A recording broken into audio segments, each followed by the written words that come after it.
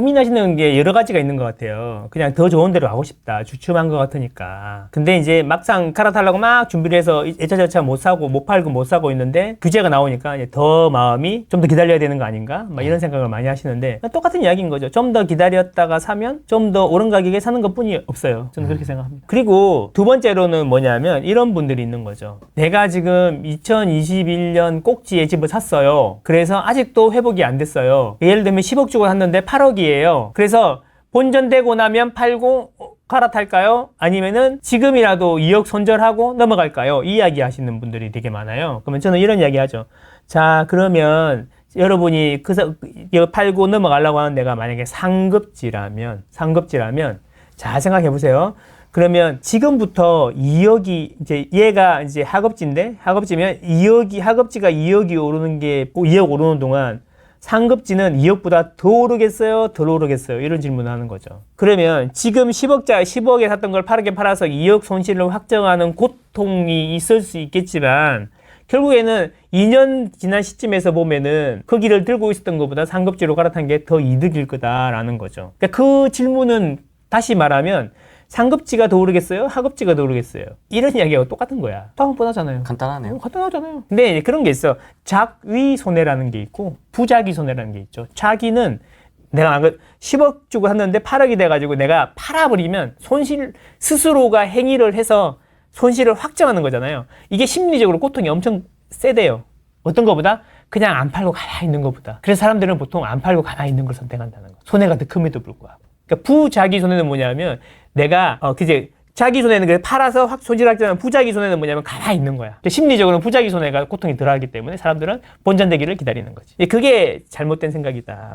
그러나 오히려 지금처럼 주춤할 때 내구도 되고 가격 흥정도 되고 조건 흥정도 되지 않냐 이런 이야기인 거죠. 다만 이제 우리 집을 먼저 팔아야 되냐, 이렇게 갈 집을 먼저 사야 되냐, 이런 이야기 많이 하시는데, 나는 우리 집을 먼저 파는 게 일단은 지금도 맞다고 생각해요. 일단은. 그래야 마음이 편해. 괜히 이제 먼저 계약하고 왔다가 우리 집 안 팔리면 이렇게 쫄리니까. 그리고 이제 우리 집을 자꾸 애정이 가고, 오래 살았고, 어쩌고저쩌고, 그래, 애정이 많이 가고, 수리도 많이 나고, 이런 거 자꾸 이야기 하시는데, 그거는 본인의 애정이고요. 가감하게 현실적인 생각을 해보셔야 된다. 이런 이야기죠.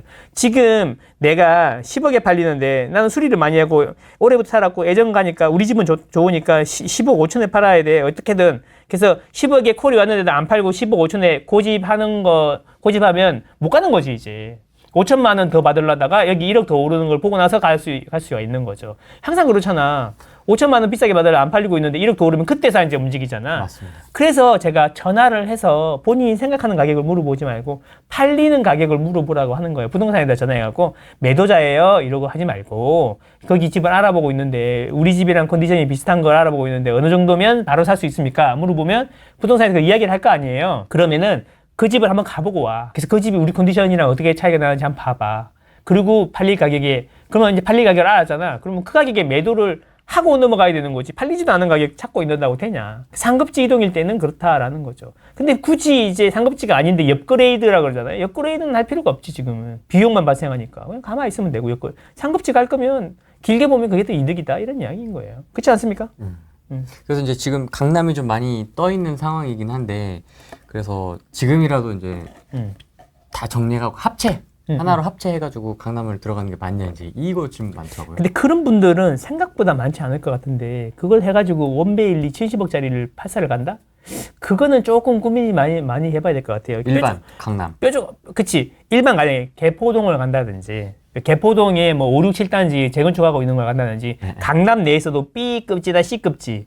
그러니까 전고점 대비해서 이제 100%를 간신히 넘었다든가 좀 안 된 거. 이런 것들은 나는 지금도 오케이라 생각합니다. 지금은 전고점 대비 전고점을 얼마나 못 돌파했는지가 중요한 시점이 아닌가. 상급지라 그러면. 많이 뾰족하게 오른 데보다는. 근데 또 이런 것도 있어. 무조건 신축이어야 된대. 그럼 신축 맞춰가지고 급지를 낮추면 되죠. 이게 선택해야 돼. 무조건 신축이면 그 신축이니까 비쌀 거 아니야. 그럼 못 사면 급지를 낮춰가지고 송파에 신축을 할 건지 강남 대치에 구축을 할 건지 비슷한 가격대. 이걸 결정해야 되는 거지. 그 장기적으로 보면 뭐가 더 이길지 이런 걸 고민해봐야 된다라는 거죠. 그러니까 취향이니까 내가 말리진 않겠어. 그죠? 입지를 선택할 거냐, 신축을 선택할 거냐 이런 것도 같이 고민해봐야 되는 거지. 무조건 신축만 고민할 게 아니다. 이런 이야기. 서울 외곽은요? 비인기 지역 이른바 노원? 뭐 노원도 있고 여기 사람 있어요 하는 데들 있잖아요. 네. 거기는 아직 멀었지. 거기도 와요? 그럼요. 구조대가. 자, 왜 구조대가 안 가냐? 불이 났어, 강남에. 근데 구조대가 한 팀밖에 없어. 그러면 이제 동대문 쪽에도 불이 났어. 노원에도 불이 나고. 그러면 뭐 어디부터 꺼야 돼? 강남 끄고 동대문 끄고 노원 가야 될 거 아니에요. 근데 지금 강남 불 끄고 있어, 구조대가. 네. 그러면 언제 오겠어요? 한참 뒤에 오겠죠. 동대문 끄고. 그럼 빨리 올라 그러면 어디 동대문에서 구조를 요청해야지. 시간이 이제 그 차근차근 이렇게 시간이 이렇게 한참 걸린다는 거지. 그지? 뒤 외곽으로 갈수록. 근데 지금은 강남 이렇게 그 한강 10대장이라 그랬잖아요. 그러니까 한강 3 플러스 양천구까지, 양천구는 한강이 아니기 때문에 양천구까지 해갖고 9 플러스 1이죠. 9 플러스 1. 거기 말고 그 바로 옆에서 구조를 요청하는 게 맞고, 만약에 거기가 아니라 그러면 똑같은 논리인 거야. 만약에 노원에 내가 살겠어, 지금 딱 보니까 전세가 만기가 딱 됐거나, 딱 우리 집이 딱 팔렸어. 근데 노원에 들어가야 되겠어. 그러면 거기서 제일 좋은 곳에 들어가야죠. 제일 좋은 신축이나 제일 좋은 곳 들어가야죠. 알잖아, 어딘지. 말 안 해도. 딱 거기 책에 있습니다. 어디 사야 되는지. 부록에 초판 한정. 딱 지금. 이게 뭐라 그러지? 꼬다리? 아무튼 꼬다리 이렇게 들어있습니다. 그리고 이제 그 직장인들 있잖아요. 애기들 없으신 분들은 직주 건접이 중요하잖아. 그리고 직주 건접이 좋은 데가 올 타이밍이 됐어. 거기가 바로 다음에 어디가 오를 거인지, 나는 어디가 오를 건지를 이제 생각을 한번 해보면 돼요. 교통 좋은 데 중에 많이 오른 데 바로 옆에 있는데, 심영석 교수님의 점선면처럼 선을 볼 때가 됐죠. 지하철역 기준으로 이렇게 선을 볼 때가 됐죠. 그리고 이제 그 외곽은 점을 봐야지. 점선면 너무 멋있더라고요. 이게 심영석 교수님의 주장이고 제가 카피한 겁니다. 네. 미리 말씀드립니다. 심영석 교수님의 점선면, 와, 대박. 그러니까 이제 그 선을 볼 때가 됐다. 중심부에서 뻗어나가는 선을 볼 때가 됐다. 3호선, 4호선, 그 다음에 신분당선 아래 위로 볼 때가 됐다. 그렇게 생각합니다. 8월에는 아주 좋은 소식이 있더라고요. 드디어 출동하신다, 이제. KPI 드디어 하나. 예. 드디어 간다. 예, 뭐 연락이 왔습니다. 픽스 되신 거죠? 약속 잡으신 거죠? 예, 날짜 잡았습니다. 예. 읽어줘도. 잉남이 형. 잉남이 형이 드디어 연락이 왔습니다. 떨리네요. 그 복장 이런 것도 막 좀 신경 쓰셔야 될 것 같아요. 그래가지고 지금 쿠팡 옷 뒤지고 있잖아 지금. 왜요? 후랭이 나올 때처럼 편하게 입고 오시죠. 아니 거기 와서 이제 좀 조곤조곤하게 얘기해야지. 막 이러면 안 되잖아. 다소곳하게 오른손 위에 왼손 딱 올리고 이렇게 딱 다소곳하게. 안 되겠지만 최선을 다해보겠습니다. 7월 초에도 말씀드렸지만 하락으로 전환하기는 쉽지 않을 것 같다. 이런 생각이고, 전환하더라도 약간 조금 빠지지 않을까 이런 생각이고요. 그리고 이제 무서운 거는 이제 이게 끝나고 나서 그 다음이 무엇일 거냐 이런 생각이 들고, 뭐 모두가 뭐 이렇게 강력한 규제다라고 하는데 6억이라는 엄청난 큰 구멍이 있고 이 구멍을 손대기는 쉽지 않을 거다 이런 생각이 드는 거죠. 그게 실수요라는 걸 바탕으로 하고 있기 때문에 그거마저 막는다? 그럼 진짜 이게 민심이 쉽지 않을 겁니다. 안 그래도 지금 불만이 맞습니다. 센데. 맞습니다. 그렇죠. 그래서 지금 다 이제 딱 맞겠다고 하지만 6억이라는 큰 구멍이기 때문에 요걸 어떻게 활용할 것인가 이런 생각을 해보시면 좋고, 어쩌면 하반기 말부터 올라올 지방의 점 사이클이랑 이게 또 묘하게 매칭이 되는 게 아닌가. 전국의 점들, 주요 점, 홍일점 이런 거잖아요.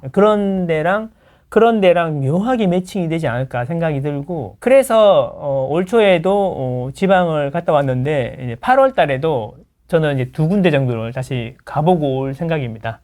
부산. 부산도 가봐. 당연히 아니에요? 1등이니까 당연히 부산 갈 거고 2등인 대구까지. 네. 부산하고 대구를 가볼 생각입니다. 올 초에도 갔다 왔는데 그때 보고 온 게 7,000유로더라고요 벌써. 구조대가 안 온다고 이야기했는데 면적이 있잖아요. 거리의 제곱에 비례해서 넓어지는 거잖아요. 맞습니다. 그러니까 지금 강남을 뾰족하게 이렇게 올리고 있는데 이 유동성이 이제 동대문부터 해가지고 이렇게 외곽까지 다 퍼지려 그러면 이게 훨씬 더 2배, 4배 되는 유동성이 있어야 되는 거잖아. R 제곱분의 1. 그치. R 제곱분의 1이 있어야 돼. R 제곱만큼 비례해서 있어야 되는 거잖아. 그리고 전국까지 퍼지려 그러면. 그래서 이게 시간이 걸리는 거다. 아까 말씀하신 노원이나 또 노도강, 뭐 금강구까지 오는데 왜 아직 안 와요. 그거는 이제 지금 이제 그까지 올리려 그러면 더 많은 유동성이 필요한 거고 시간이 필요한 거죠. 근데 이제 그 유동성의 그 근원이 될 수 있는 게 이제 다시 집이 오르기 시작하면 이제 플러스 6억 효과에 따라서 6억이라는 큰 구멍을 활용하는 이제 저가주택 소비자들의 반란이 오면 아마 아주 후끈한 시장이 오지 않을까. 그걸 잡을 수 있을까? 그런 생각이 좀 듭니다.